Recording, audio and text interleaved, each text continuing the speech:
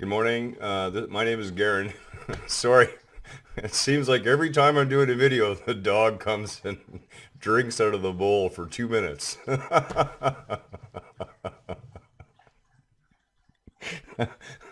I swear the dog is trying to punk me. I mean, really. She's such a sweetie, though. Okay, where was I? So this is part of the Awaken the World, Awaken Consciousness course, which is only 4 pages long and really simple. And there's the puppy at my feet now. And there was a little confusion, and that was my fault. The first video was the introduction. The second video is part one, which I mistakenly talk about as part two. And this video is actually part two. So we're going to call this part two. So this is referring to page 3 of the course. And at the top of page 3 of the course is the exercises. And the first exercise that I really recommend you do is the water of life. And the reason that it's a wonderful idea is it gives a very real world physical taste, literally, of what our intentions and thoughts as vibration, as energy, are capable of doing at the physical level. And ideally, this should be done as a family exercise, but if your family's not quite into it, it's always nice to try it first, maybe even in front of them, and see if you can get them interested that way.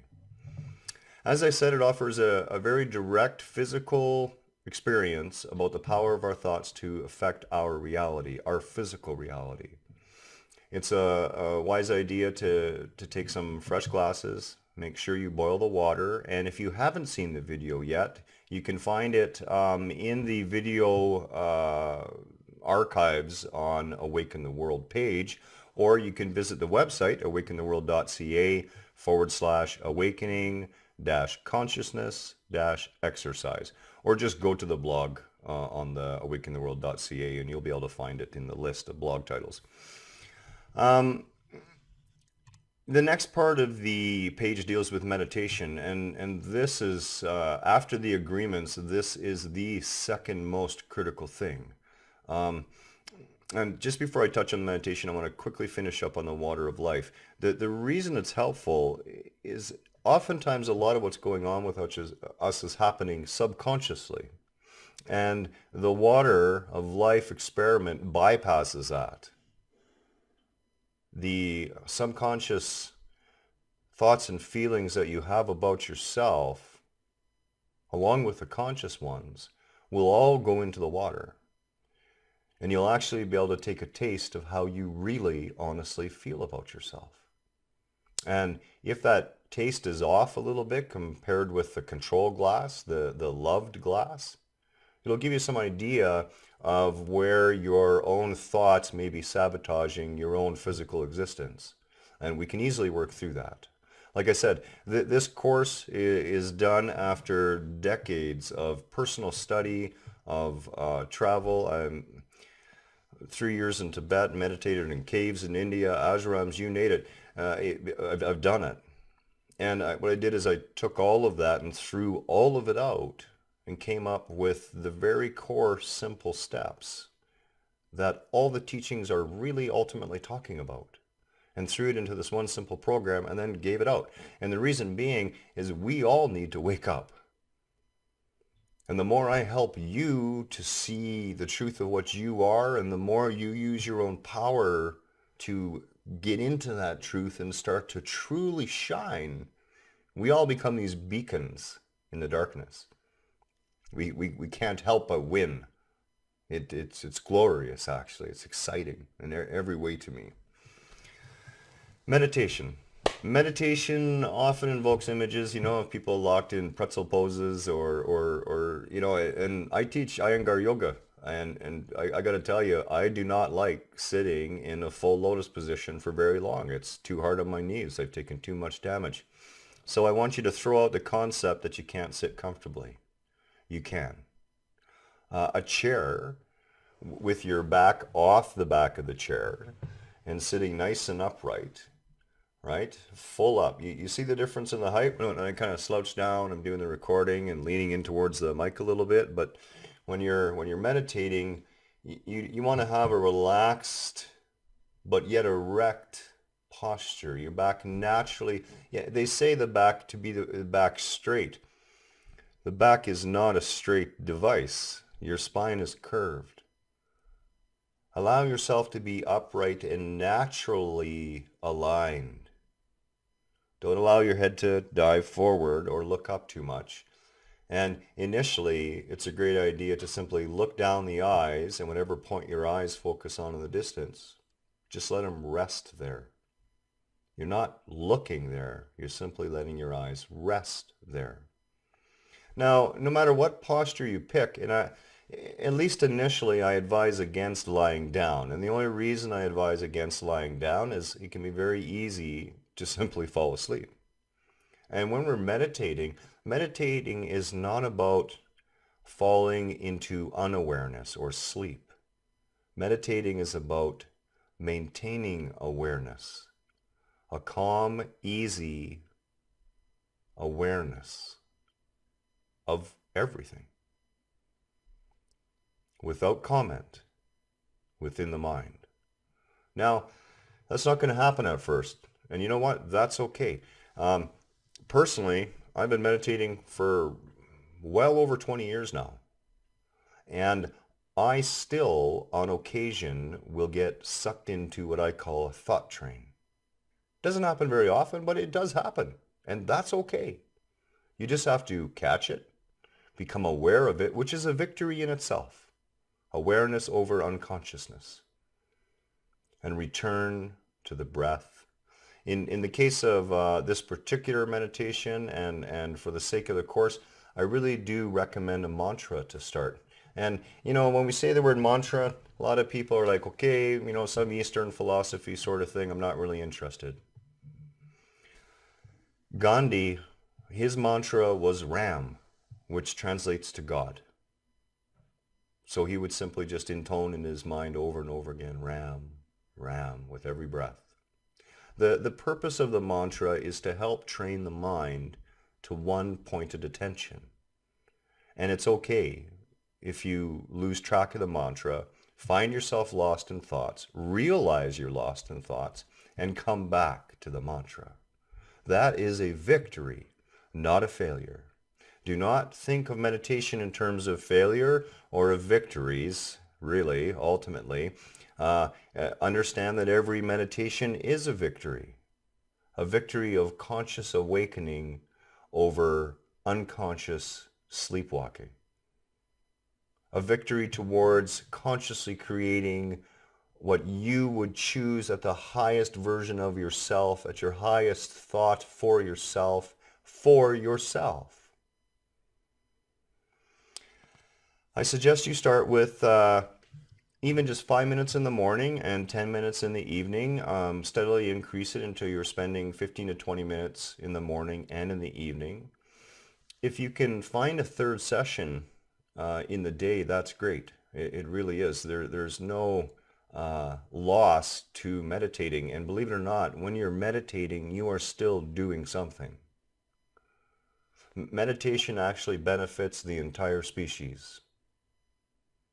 As the water of life shows, and granted, when you're meditating, the distance that vibration travels is actually infinite.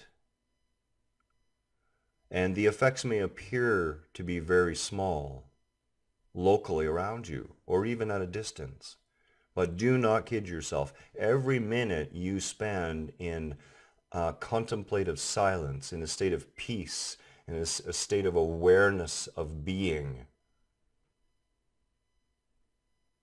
you enhance the opportunity for every member of the species to awaken. And that is a wonderful gift that you can give. So never find yourself sitting there and think that there's something more important you could be doing, because what you're doing in meditation is the most important, as far as I'm concerned. So as we said, you want to find a comfortable position where you can maintain awareness without placing stress on your knees or your back or your legs. You can sit in a chair. You can sit upright on a couch. You can sit on the floor. You could sit cross-legged. You could sit kind of angled up against the edge of a wall, whatever you find comfortable. Just make sure it's a natural, relaxed position. And if you can, pick a place that you can keep coming back to. Choose light-fitting clothing that's not constricting and tight and comfortable for the environment. Remember, you're going to be still for a little while. And try to keep those clothes for meditating as well. And this is part of creating a ritual for yourself. And the power of ritual has nothing to do with the ritual. The power of ritual has to do with it alerting the ego that there is a series of events that are going to take place again. And of course, the ego is a comparison machine. So it goes back to the last time you did this, and it sets itself up to repeat the same thing. This is using ego effectively. This is using the strength of ego in the right way on your quest to return ego to its rightful place. The mantra or declaration, as another word, that you will make as you stay aware with your breath is so as you breathe in and hum as you breathe out. Now you can do those internally or externally. It doesn't really matter. There's no specific format. So is an easy, natural in-breath sound, and hum is a natural out-breath sound. So hum is literally I am, which if you've seen some of my videos, you will know that I am is the only true statement that you can make to anyone down here in this physical realm as to what you truly are. Why? Because I am carries within it. It is pregnant with every possibility, every eventuality, every flavor, every nuance of in the entirety of existence is all there in the space after I am. This is why I've chosen this mantra. It is literally a beautiful mantra to reaffirm that what you truly are is a powerful spiritual being having a human experience, and you are indeed everything and capable of everything. Keep your eyes open. The reason I say keep your eyes open at first has to do with the awareness thing, okay? It's a lot easier to stay awake when our eyes are open and light is coming in. Closing them is acceptable, but be on guard that you don't find yourself drifting into daydreaming or drifting off into sleep. And again, if you do these things, don't beat yourself up. Your body's relaxed because of it. Your DNA is actually healed through meditation. The physiological effects of meditation are still being studied today, but they are far-reaching. And as a long-term meditator, I can tell you that meditation is part of why I'm still a functional human being when I really should be in a wheelchair. Meditation and yoga. We're going to talk about yoga one day too. So there is no end result with meditation, okay? And this is one of the common misconceptions about meditation, and it's again due to ego. Ego is always looking for the end result. So it wants to know that what it's doing right now is going to yield something for it. I.e., when we go to work, we know that even though we're stuck there for 8 hours, that we're going to receive a paycheck in 2 weeks. And since the ego knows that, it tolerates it, as far as it can anyway. So the sole purpose of meditation is to bring the mind or ego to a point where silence can begin to grow. And the Satori experience, the experience of oneness that we tend to chase, and I've been guilty of this in the past. You know, after I had my first Satori experience, I chased it for another 3 years before I finally stopped chasing it. And you know what? A couple months after I stopped chasing it, I had another one. And then another month or so after that, I had another one. And as soon as I gave up the chase, there was room inside me, emptiness inside me, space inside me. I'd become the ready vessel to be filled with that conscious recognition of what I would say was my consciousness and universal consciousness all at one time. Of course, once you experience it, you understand that the concept of your consciousness is the crap you sell yourself. I can say with absolutely no ego that God is speaking through this video to you. And I can also say with no ego that when you speak to me, it is God speaking to me as well. Think about that and realize that from behind each other's eyes. It can profoundly change the way we choose to treat each other, just by that realization alone. The natural process of meditation is there, as I said, to make space within you, to make space to allow the grace that you already are to be realized. See, nothing has to change. Meditation isn't about affecting change. Meditation isn't about anything else than the realization that all you had to do was surrender it all, and then you would find out that you always had it the whole time. That's really it in a nutshell. I really encourage you to practice meditation at least the 2 times a day, morning and evening. It can be very helpful to wake up a little early so you have some real peace and quiet. Shut off the phones, shut off the internet, lock your doors, whatever it takes. Create yourself a little altar if you wish. I personally love having a little statue of Buddha and a candle and a meditation bowl, which we keep here behind me on the counter because I love just to ring it during the day. Create a space for yourself. Go there with the intent of reconnecting to that which you truly are, with a gentle openness to the experience.